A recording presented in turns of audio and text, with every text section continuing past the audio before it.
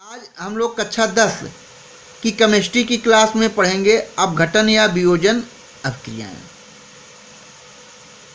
आप जानते हैं कि क्रियाविधि के आधार पर रासायनिक अभिक्रिया 4 प्रकार की होती है।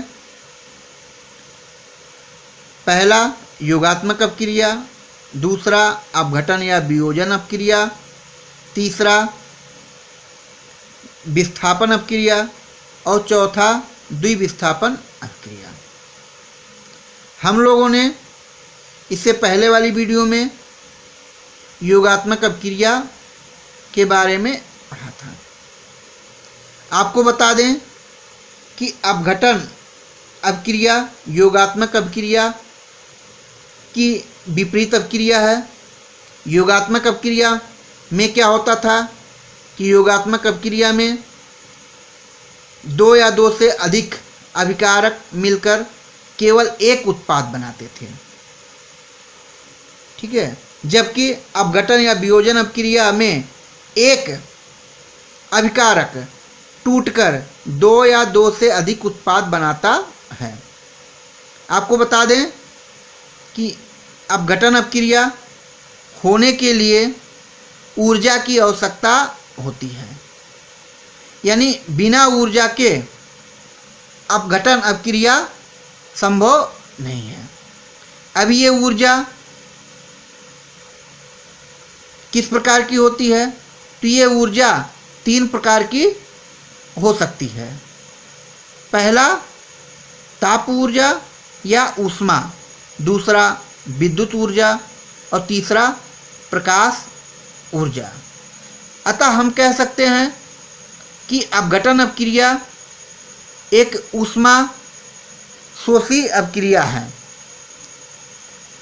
मतलब कि जब भी वियोजन अभिक्रिया होगा तो उसके लिए ताप, विद्युत या प्रकाश की आवश्यकता होगी। तो देख लेते हैं वे रासायनिक अभिक्रियाएं जिसमें कोई यौगिक एक अभिकारक अपने अवयवी तत्वों या छोटे छोटे सरल यौगिकों में टूट जाता है, वियोजन अभिक्रियाएं कहलाती हैं। यानी एक अभिकारक क्या हो जाएगा? छोटे छोटे सरल यौगिकों में टूट जाएगा, छोटे छोटे सरल यौगिकों में टूट जाएगा। इसको हम इस प्रकार भी कह सकते हैं कि एकल अभिकारक का 2 या 2 से अधिक उत्पाद में टूट जाना वियोजन अभिक्रिया कहलाती है।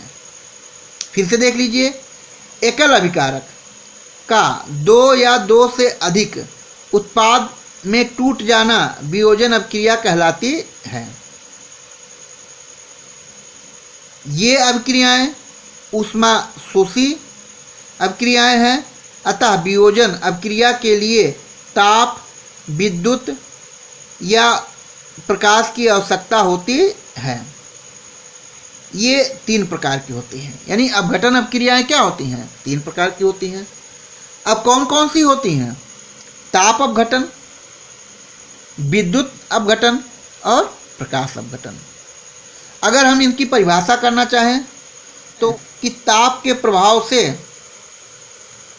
होने वाली वियोजन अभिक्रिया को ताप अपघटन या ऊष्मा अपघटन अभिक्रियाएं कहते हैं। उसी प्रकार हम इसको भी कह सकते हैं कि विद्युत के प्रभाव से होने वाली अपघटन अभिक्रिया को विद्युत अपघटन कहते हैं। यह ठीक है। इसी प्रकार हम प्रकाश वाले को भी कह सकते हैं कि प्रकाश के प्रभाव से होने वाली अपघटन या वियोजन अभिक्रिया को प्रकाश अपघटन कहते हैं। अब देखिए, हम लोग एग्जाम्पल देख लेते हैं। पहले एग्जाम्पल देख लेंगे ताप अपघटन का। तो ताप अपघटन में कैल्शियम कार्बोनेट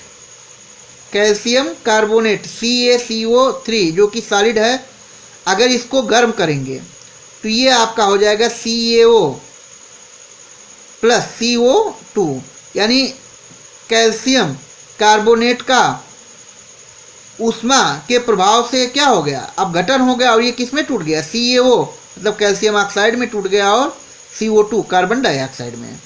दूसरा नंबर देख लेते हैं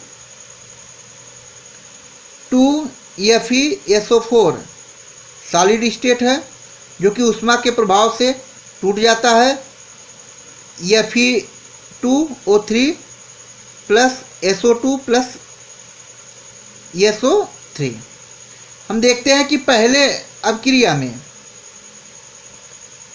एक अभिकारक 2 उत्पाद में टूटा, जबकि दूसरे में हम देखते हैं कि एक अभिकारक 3 उत्पाद में वियोजित हो गया। ठीक है, अब हम देख लेते हैं दूसरा विद्युत अपघटन का क्या एग्जाम्पल होगा। तो हम देखते हैं कि 2H2O gives 2H2 plus O2, यानी जब भी हम जल का विद्युत अपघटन करेंगे तो ऐसे में हमको हाइड्रोजन गैस और ऑक्सीजन गैस प्राप्त होता है। उसी प्रकार देख लेते हैं 2NaCl विद्युत के प्रभाव से ये वियोजित हो जाएगा 2Na में और Cl2 में, यानी किस में वियोजित हो जाएगा, सोडियम में और क्लोरीन गैस में। प्रकाश अपघटन में हम लोग देख लेते हैं। तो प्रकाश अपघटन में क्या है 2AgCl जो कि प्रकाश के प्रभाव से 2Ag और Cl2 में टूट जाता है। 2Ag मतलब सिल्वर और Cl2 क्लोरीन गैस। तो आशा करते हैं कि वीडियो आपको पसंद आया होगा। इसका आप नोट्स बनाएंगे क्योंकि ये बोर्ड परीक्षा के दृष्टि से बहुत ही इम्पोर्टेंट टॉपिक है। तो इसको नोट्स बना के आप इसको पढ़ते रहेंगे। धन्यवाद।